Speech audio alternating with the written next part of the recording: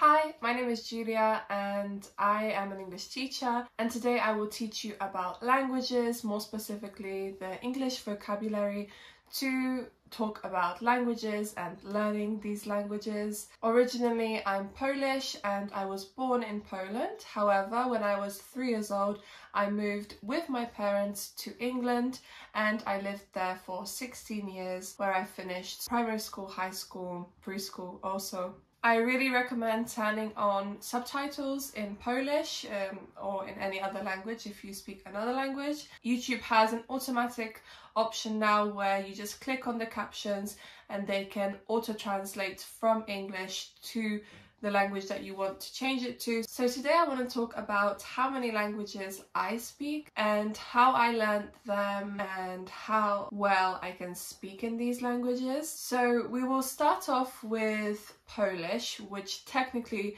is my first language, which I was learning up to the age of 3, but not necessarily learning, just a typical standard way that a child would adapt to any language by listening to their family and parents talk in this language every day. But of course, as we all know, children, especially 3-year-old children, do not speak a lot yet, so my vocabulary wasn't anything more complex than mom, dad, I need to pee, I need a drink, or I want to eat. So it was very basic vocabulary. Then when we moved to England, I went to English preschool, and at home, of course, my parents were still talking to me in Polish.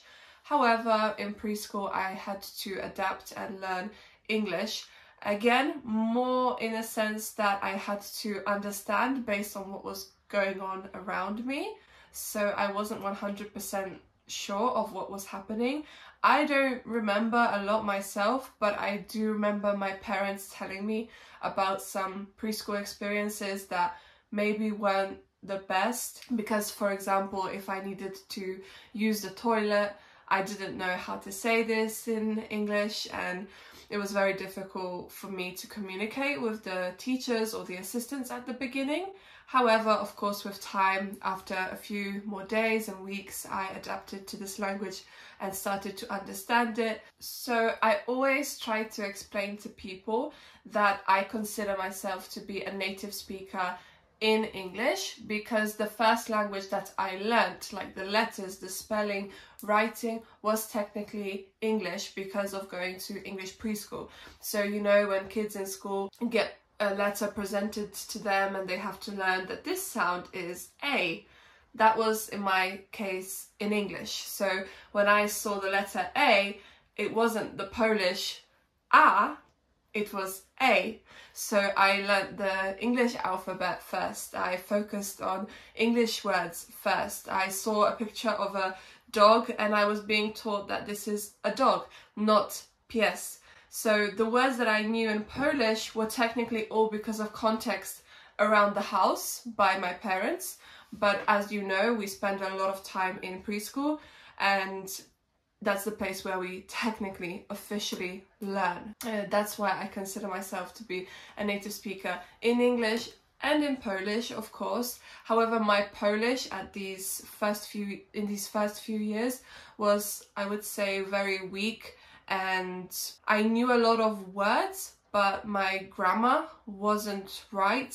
The more advanced my conversations became, the harder it was for me to correctly speak in Polish, because my translation would be automatically from English. One example that I remember that I always said, and when I came to see my family in the summer in Poland, it was something we would laugh about that I said it wrong, was that when I wanted to say that something doesn't make sense, I was translating exactly from English.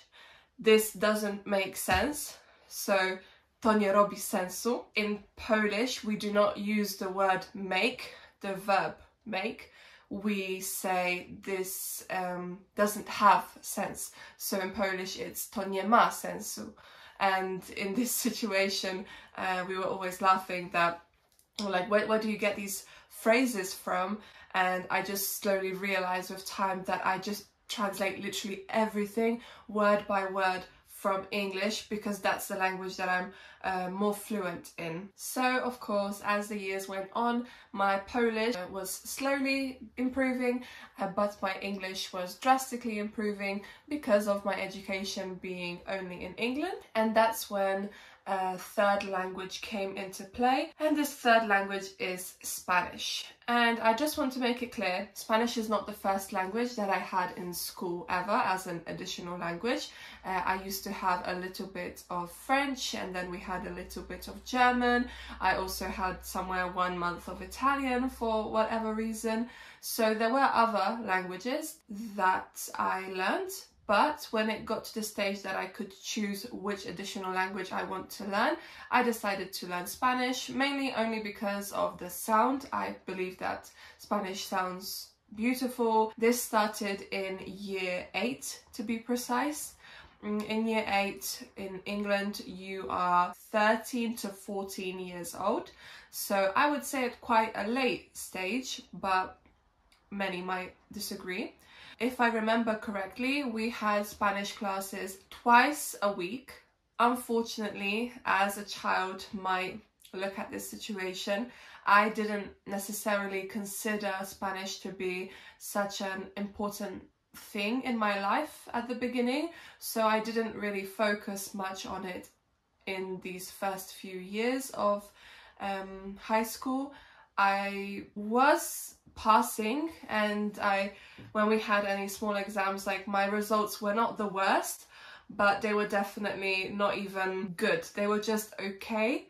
So I didn't really care about it. I don't know how to explain this to anyone, but there was just this one day when I realized how important it is to learn languages.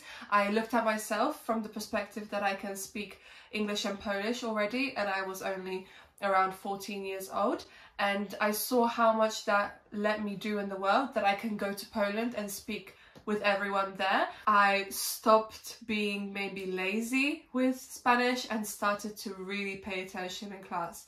And this is something that is one of the biggest advice that I can give to any language learner, that, trust me, wanting to do something and having a goal will improve the way you learn. It's honestly incredible, because I had the same teacher, I was in the same school, and it was the same language, all Spanish, but suddenly in one change I lifted my level, because we had levels in English schools. I lifted my level drastically because I just started to pay attention and I had a goal. My goal was to learn Spanish, whereas at the beginning I had no goal. I was only learning because I had to. So this is very common for younger students in school when they don't do well in English. It's usually because they don't see the sense of learning it and they're only learning it because they have to. So it may seem logical that, of course, if you don't want to really do it, then it's not going to be easy. But I've met a lot of adults that signed up for English lessons and they wanted to learn English, but they didn't really have a goal. They just saw that other people are learning English, that English is an important language in the world nowadays, and they said, okay, I should do it. Like, there's no exact goal that these people have, then usually they struggle much more than the person with a goal. So yes, as I said, I suddenly started to focus on my Spanish, and to be honest, aside from just attending my lessons and doing homework and trying to pay attention more in classes, the only additional thing that I did at the time was watch a few series in Spanish, and these series I would just turn them on fully in Spanish, but I would have English subtitles. So this was the only additional thing that I did at the time, but definitely I started to fall in love with this language, and that's when I decided that for sixth form, for those that don't know what sixth form is, it's basically the next thing after high school. Some might consider that the high school that I went to is middle school, but technically sixth form is something that you don't have to go to. You can decide to go to a different kind of school training, or you can even start working straight away. But I decided that I will do sixth form, and in sixth form I had to choose 3 subjects. In my case, one of the subjects that I decided to do was Spanish. And there was no need, it's not necessary to choose any language in this stage of education, but I wanted to. I fell in love with Spanish so much. I passed quite well on my GCSEs. My GCSEs is kind of an exam that you do in year 11. So in year 11 you're 16, 17 years old. And yeah, and I decided that I want to do more, I want to learn more. And of course in sixth form, as you can imagine, it's much more advanced, so the level of Spanish is a lot higher. So we were of course learning this in school. In this case though, it was 3 times a week, so a lot more of course than we had in middle school. Also our tasks or our assignments were much more difficult, advanced and longer than the type of homework we would receive in high school, so I think this also made a big difference. And lastly, I myself started to interact more with Spanish at home. So I was reading additionally, I was still watching and continuing to watch Spanish series with English subtitles, but still it's better than nothing. And a lot of Spanish songs were definitely added to my playlist. This definitely had, in my opinion, a huge impact that I was surrounded by Spanish very often, which improved my journey. And yeah, this sixth form lasts 2 years, so I was actively learning Spanish for 2 years. That's when COVID started. I finished school at the same stage of, to be honest, at the same stage of COVID beginning. In my free time, I didn't want to, you know, forget Spanish. So in my free time, I was still practicing Spanish. I was still making notes. I was still reading. However, this is the stage where the 4th language comes into play. My boyfriend at the time was Romanian, technically. However, from an area in Romania where you only speak Hungarian, so he spoke Hungarian. Also, before COVID fully came into play, I was working in a restaurant where there was a lot of Hungarians. I moved in with him during COVID, so I started living with him and his sister and roommates, and all of them were also like him, so like from Romania, but they spoke only Hungarian. When they were not communicating with me, they were speaking in Hungarian with each other, and overall, obviously with time I started to realize that I was falling in love with this guy, so it would be nice to learn a few words in this language, and it seemed like a crazy language. It was like not similar to anything else. For example, Spanish is quite similar to English in some cases. The grammar is the same as Polish, so it was a easier language to learn. Hungarian was just a complete different situation. And basically, the more I lived with all of these Hungarian speaking people, and the more, let's say, in love I became with my boyfriend, I wanted to expand my Hungarian vocabulary. And additionally, fun fact, my boyfriend, this boyfriend at the time, wasn't really great at English. We did start dating a lot through Google Translate because his English wasn't great. And once we like started living together and we knew that, okay, this is quite serious, we decided that I will teach him English. So during COVID, nearly every single day at 2 p.m. to be precise, we went out for a picnic, just the 2 of us. We went outside, laid out a blanket, brought some food, literally like a picnic, and we learned for 1 hour. And in this case, of course, how can you teach a person English if they don't know, if you don't know any other language that they know? So I had to use Google Translate, so I had my phone on the side, so just in case he didn't understand any explanation I gave him, then I would check on Google Translate how to say this word in Hungarian. And because I was checking this Hungarian quite often, started to memorize the Hungarian words as we were going on. So for example, the week later or after 2 weeks when we were revising and I was checking him if he remembered the words we learned from last week, then I had to read for him the Hungarian word and he would reply to me the English word. And like this I would check if he remembered, and it would help him practice, of course, but unintentionally I was learning Hungarian during this process.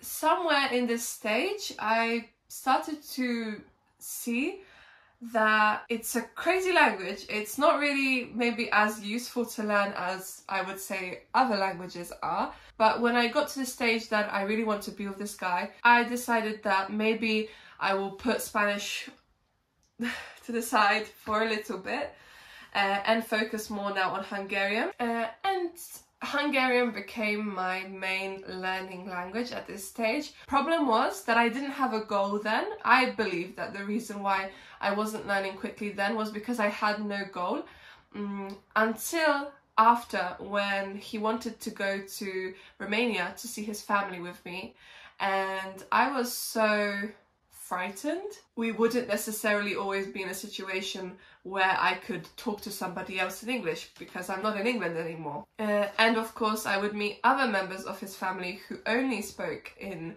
Hungarian also. So I was terrified and I realized I have a goal. I suddenly had a goal to learn enough Hungarian to at least understand basic questions or orders that may be given to me by his family when I see them there. So I started to learn a little bit more Hungarian. I started to do Duolingo in Hungarian and I started to watch a few videos on YouTube. Unfortunately, because it's so rare to learn this language, there weren't any textbooks that I could find or exercise books that I could find in shops. So I really want to point out that if you're learning English, you need to be extra grateful because you can go to any bookstore or even basic store like in your closest shopping center and probably you can find at least 5 exercise books to learn English. So you're so lucky for this, honestly. It was really just learning by myself, making random notes, finding whatever I could and making notes out of this. So even then, when we finally went to Romania and I had the chance to practice my Hungarian, it really wasn't great. So it was definitely difficult again. So finally, after a long time, I decided to get a tutor with whom I could practice. To be honest, I didn't really have a lot of money for lessons at the time, so I wasn't learning every day, and I know that this has a massive impact on why I didn't learn quickly, because I had maybe a lesson every 2 weeks, sometimes every 3 weeks if there was like a holiday in the middle. Then we moved country, like we moved to Poland. A lot of chaos again, so then I had a big break. My Hungarian language learning process really slowed down at this stage, and I would say it was basically paused for around 1 year. I was still doing things like Duolingo, but it's not the same. It's not the same as actively learning with a teacher. Finally, when I organized everything a little bit and I realized, hey, like at this stage my boyfriend was no longer my boyfriend, he was my fiance. And I saw this is serious, like this is a part of my life. And then I ordered myself an exercise book. To be honest, this exercise book wasn't available in Poland. I had to order it from Hungary. At the beginning, I was just doing it whenever, but it got to a stage again when he told me he wanted to go see his family. And again, the pressure was on me that, oh my God, like, they're gonna see me and they're gonna think that I haven't learned anything since the previous time that I went to visit them. So this pressure scared me and made me learn more intensively. So I promised myself that I will learn every single day and that I will do at least 1 page in this exercise book that I bought. Sit down for 20 minutes and do, like I said, 1 page of an exercise book. It's really not that long.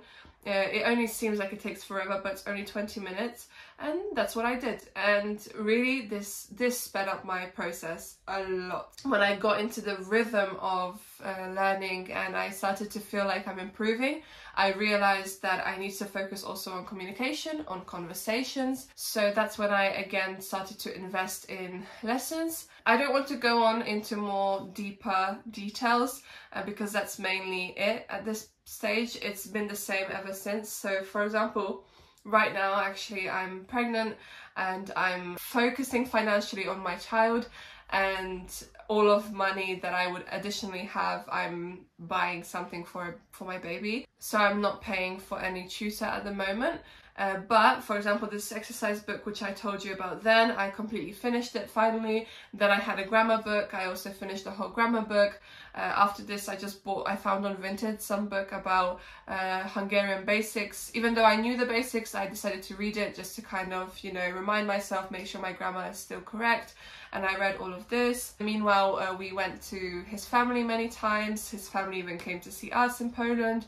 So I had many also chances to communicate with them and practice more. And as I even saw, and as they even told me, they could really see the difference between my Hungarian 5 years ago and my Hungarian now. Like, it's completely more comfortable. It's a conversation now. We can literally just talk for a few minutes. So I actually have bought a whole book series, and I'm reading the first book still. I've nearly finished it. I've nearly finished it, so it's really incredible to say that I've nearly finished a normal book, like not a learning book, an exercise book, a textbook, just a book. So I'm really proud of this. Like, I've reached a stage where I don't need to necessarily actively learn every single day or every single week because I know enough of the language already now. So the reading is at least a reminder of it every single day. Sometimes I watch some series or movies in Hungarian too. Well, there's many different language learning techniques that I have. So if you'd like to see a video on my language learning tips, then I can definitely do something like that. But yeah, that's why and how I learned 4 languages. I hope you enjoyed this video, and if you did, I would really respect if you click the thumbs up button and subscribe to my channel for more content. Thank you and have a nice day.